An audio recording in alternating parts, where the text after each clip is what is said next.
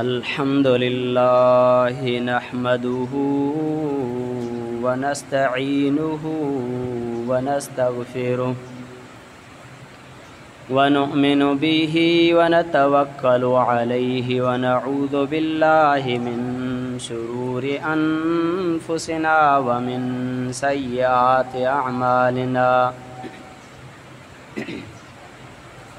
मन यहदिहिल्लाहु फला मुदिल्ल लहु व मन युद्लिल्हु फला हादिय लहु व नशहदु अल्ला इलाहा इल्लल्लाहु व नशहदु अन्ना मुहम्मदन अब्दुहु व रसूलुहु। अम्मा बअद फ़अऊज़ु बिल्लाहि मिनश शैतानिर रजीम। बिस्मिल्लाहिर रहमानिर रहीम। मसलुल लज़ीना युनफ़िक़ूना फ़ी सबीलिल्लाहि कमसलि हब्बतिन अंबतत सबअ सनाबिल फ़ी कुल्लि सुंबुलतिन मिअतु हब्बतिन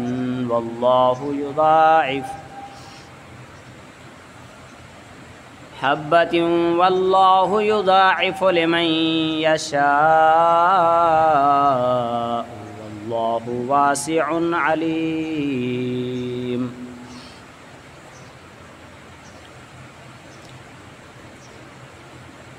वक़ाल अल्लाहु तआला फ़ी मक़ामिन आख़र यमहक़ुल्लाहु अर्रिबा व युर्बिस सदक़ात।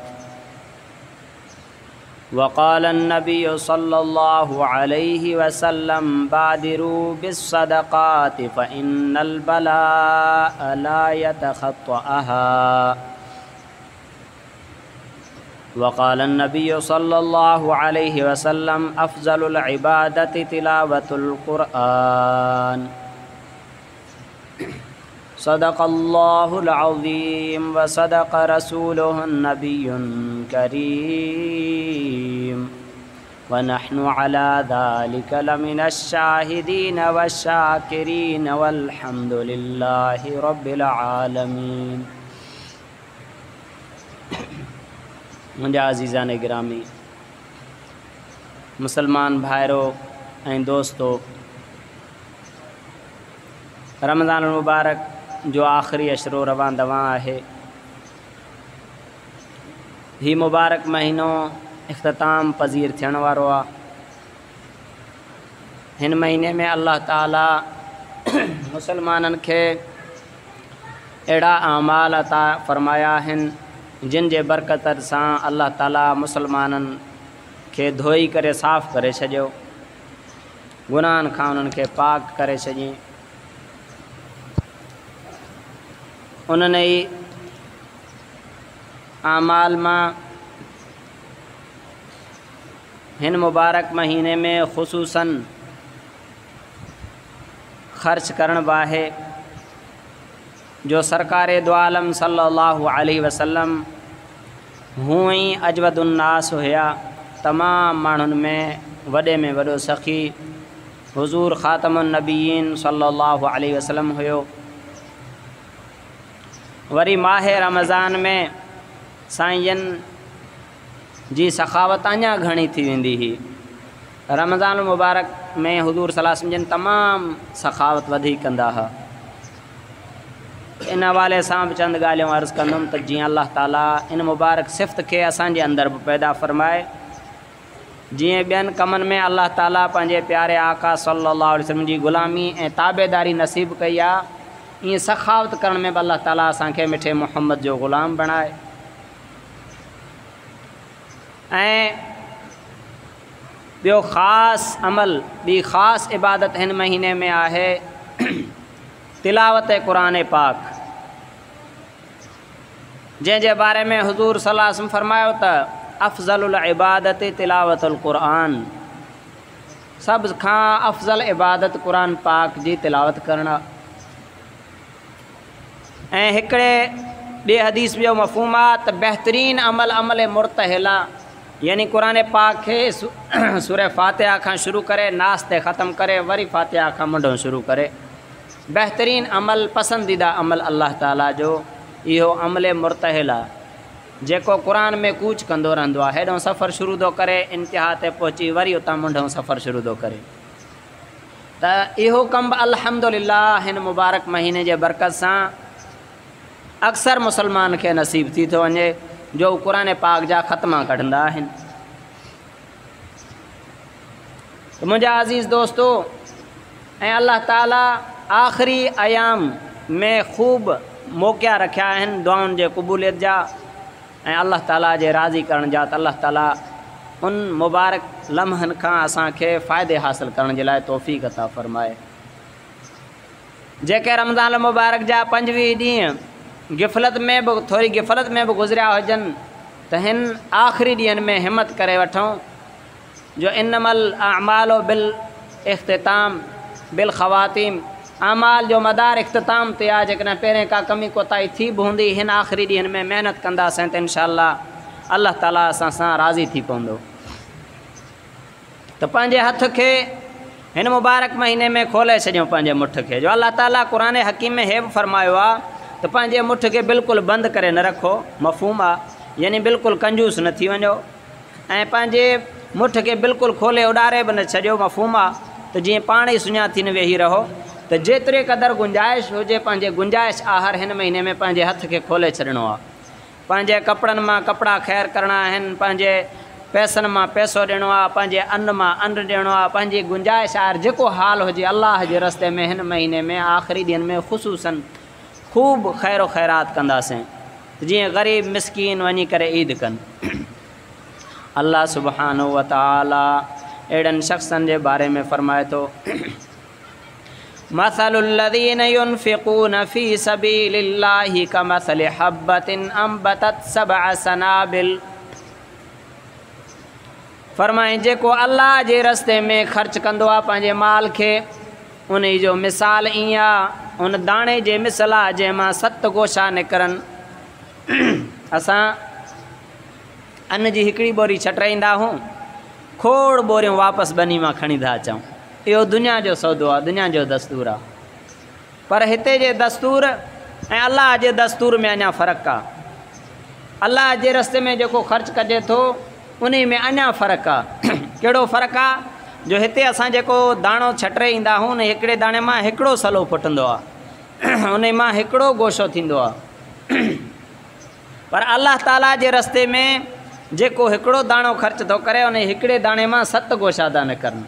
वरी हर गोशे में 100 दाणा, हिकिड़े दाणे जे बदिले 700 दाणा। वरी वल्लाहु युदाइफु लिमन यशा, जंहिंजे लाइ अल्लाह चाहे जेतिरो चाहे वरी अञा 700 दाणनि खां वधीक अता फ़रमाएसि। फ़रमाए मसलुल्लज़ीन युनफ़िक़ून फ़ी सबीलिल्लाहि कमसलि हब्बतिन अंबतत सबअ सनाबिल। फ़रमाए जेको पंहिंजो माल अल्लाह जे रस्ते में ख़र्च कंदो आहे उन जो मिसाल उन दाणे वांगुरु आहे जंहिं दाणे मां 7 सला निकिरनि। वरी फ़ी कुल्लि सुंबुलतिन मिअतु हब्बा, वरी हर सले जे अंदरि हर तोशे मां 100 दाणा निकिरनि। पर अल्लाह फ़रमाए थो वल्लाहु युज़ाइफु लिमन यशा, अल्लाह जंहिंजे लाइ चाहे त अञा कुशादगी करे अञा वधाए, छो जो वल्लाहु वासिउन अलीम, अल्लाह ताला वसात कंदड़ ऐं ॼाणींदड़ आहे। त अल्लाह जे रस्ते में ॾींदासीं त हिकिड़े 100 जा 700, हिकिड़े रुपए जा 700 अल्लाह ताला वधाए चढ़ाए करे ॾींदो। ऐं अल्लाह ताला जंहिंजे लाइ चाहे जेतिरे क़दुरु इख़लास हूंदसि, सचाई हूंदसि, अञा अल्लाह ताला वधाए अता फ़रमाईंदुसि। त तॾहिं हुज़ूर फ़रमाए बादिरू बिस्सदक़ात, सदक़ात ख़ैरो ख़ैरात करण में अॻराई कयो। छो फ़इन्नल बला, छो जो मुसीबतूं ला यतख़त्तअहा, सदक़े खां अॻिते मुसीबत कान थी वधी सघे। का बि मुसीबत अचे, परेशानी अचे, तव्हां सदको ॾींदव त इंशाअल्लाह तव्हांजो जेको सदको ॾिनल आहे तव्हांजे ईंदड़ मुसीबतनि खे रोके छॾींदो। अल्लाह ताला असां सभिनी खे सदके ॾियण जे लाइ तौफ़ीक़ अता फ़रमाए।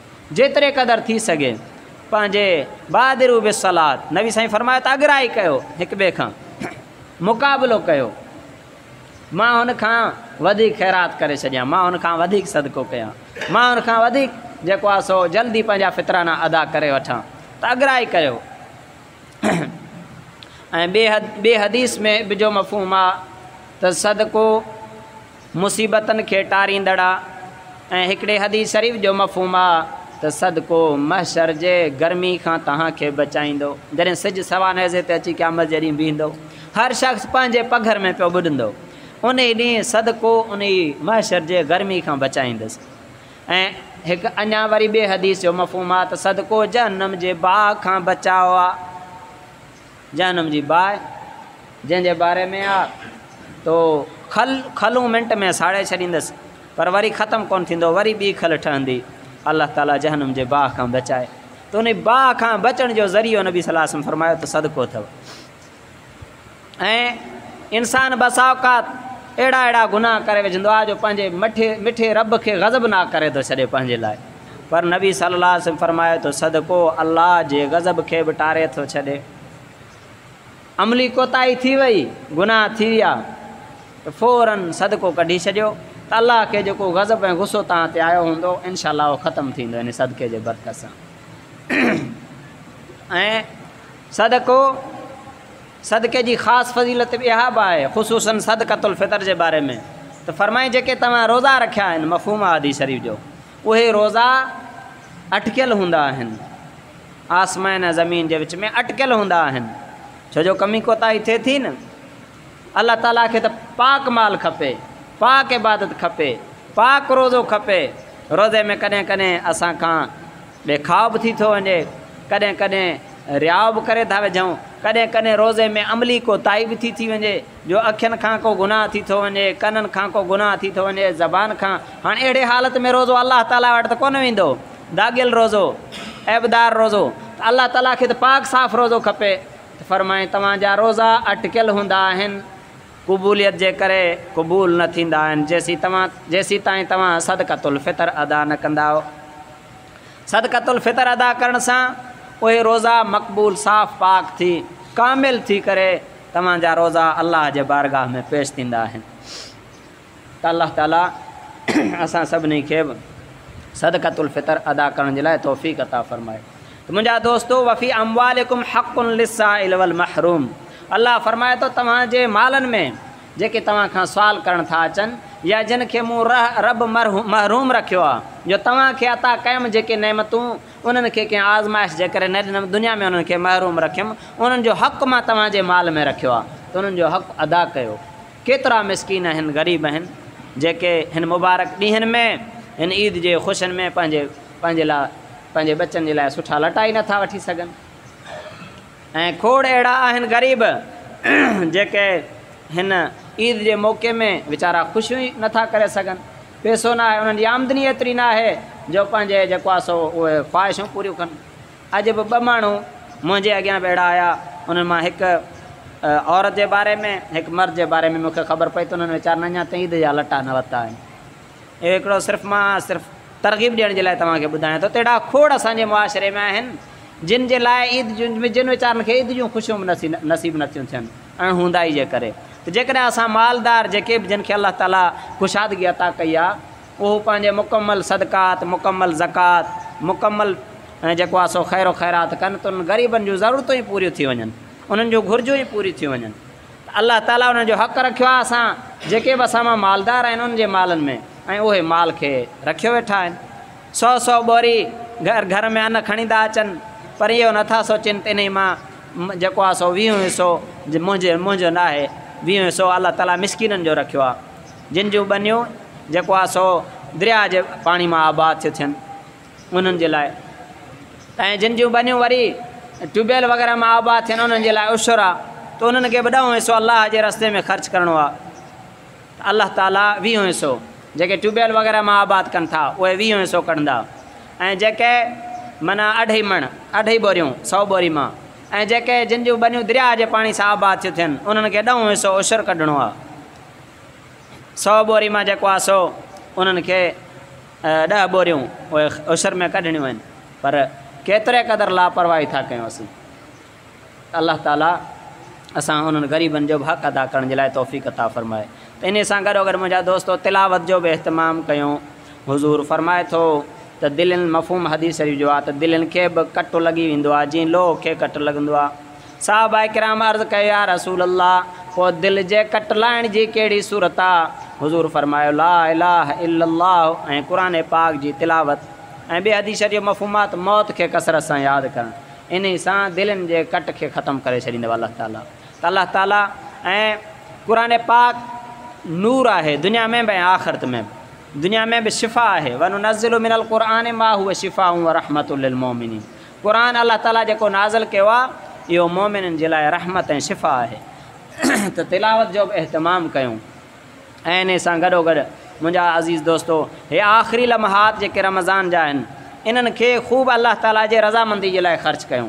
जो हुज़ूर सल्लल्लाहु अलैहि वसल्लम फरमाइनि था मन क़ाम लैलतल ईदैन मुहतसिबन लिल्लाहि, जेको अल्लाह ताला जे रज़ामंदी ऐं ख़ुशनुदी जे लाइ ईदनि जे रातनि में बि इबादत करे लम यमुत क़ल्बुहु यौम तमूतुल क़ुलूब, क़यामत जे ॾींहुं जॾहिं क़यामत जे हौलनाकियुनि जे करे आसमान फाटी पवंदो, सिज बेनूर थी वेंदो, सितारा छणी पवंदा ऐं जेको आहे सो अहिड़ियूं मुसीबतूं ऐं आफ़तूं टुटंदियूं जो जेके हामिला औरतूं हूंदियूं उन्हनि जा ॿार ज़ाया थी वेंदा ऐं जेको आहे सो माण्हुनि जूं दिलियूं फाटी पवंदियूं, दिलियूं मुर्दा थी वेंदियूं। इन ॾींहुं जेकॾहिं को शख़्स पंहिंजी दिलि ज़िंदा चाहे थो त मूंखे को बि ख़ौफ़ न हुजे, ख़तरो न हुजे तो ईदनि जे रातनि में इबादत करे। सुहिणे नबी नुस्ख़ा ॿुधाया अथसि। ईद जी राति अचण वारी आहे, अॻिले जुमे खां पहिरियों अची वेंदी, त असां उन ईद जी राति में इबादत कयूं। ख़रीदो फ़रोख़्त में, फुज़ूल लॻवियात में, इसराफ़ में उन्हनि में पंहिंजो वक़्तु बर्बाद न कयूं। इहे रातियूं इबादत जे लाइ आहिनि। इन जे लाइ मोतक़िफ़ीन हज़रात जे बारे में बि उलमा लिखियो आहे अफ़ज़लात ईद जी राति करे सुबुह जो पोइ वञे घर एतिकाफ़ मां उथी। जाइज़ आहे ईद जी राति वञी थो सघे, पर अफ़ज़ल ईअं आहे त सुबुह जो वञे जे ईद जे राति खां महरूम न थिए। मतां निकिरे एतिकाफ़ मां 10 ॾींहं त गिड़गिड़ाए रब खे राज़ी करण जी कोशिशि कई, मतां कंहिं ख़रीदो फ़रोख़्त में कंहिं अहिड़े लॻवियात में वञी फुज़ूल लॻी वञे जो पंहिंजे उन आख़िरी बरकत वारी राति जंहिंजे बरकत सां अल्लाह ताला दिलि खे ज़िंदा रखंदसि क़यामत जे ॾींहुं उन बरकत जे लम्हनि खां महरूम न रहिजी वञे। ऐं ईद जे राति मुंहिंजा दोस्तो जेके इबादतूं कनि उन्हनि जे लाइ चंद रातियूं आहिनि। 8 जी राति 8 ज़ुल्हज, 9 ज़ुल्हज, 10 ज़ुल्हज ऐं ॿिन्ही ईदनि जे रातिनि में। 10 ज़ुल्हज त ईद जी राति 15 शबान ऐं 5 रातियूं अहिड़ियूं आहिनि। इन्हनि में जेको इबादत करे उन जे लाइ जन्नत वाजिबु आहे। ऐं कुझु रातियूं वरी हुज़ूर फरमायो उन्हनि में जेको अल्लाह खां दुआ घुरे उहे दुआऊं क़बूल थींदियूं आहिनि। उन मां जुमे जी राति अथव। जुमे जी राति जेतिरे क़दुरु थी सघे अल्लाह खां दुआऊं घुरो। ऐं ॿियो पहिरीं रजब, छो जो रजब खे हुज़ूर जी दुआ आहे अल्लाहुम्मा बारिक लना फ़ी रजबिन व शअबान व बल्लगना रमज़ान। ऐं अल्लाह असांजे रजब में शाबान में बरकत अता फरमा ऐं असांखे रमज़ान नसीब फरमा। त रजब जे पहिरीं राति उथी अल्लाह खां गिड़गिड़ाए दुआऊं घुरो, उन राति दुआऊं क़बूल थींदियूं आहिनि। ऐं ॿिन्ही ईदनि जे राति ऐं 15 शाबान जे राति दुआऊं क़बूल थींदियूं आहिनि। त दुआउनि जे क़बूल जो वक़्तु आहे।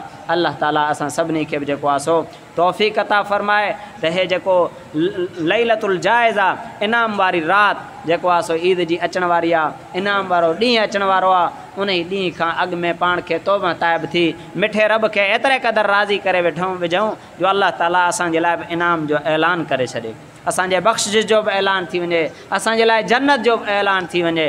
अल्लाह ताला खां दुआ आहे अल्लाह ताला जेको कुझु चयो आहे ॿुधो आहे अमल करे ॿियनि ताईं पुॼाइण जे लाइ तौफ़ीक़ अता फ़रमाए। व आख़िर दावाना अनिल हम्दुलिल्लाहि रब्बिल आलमीन।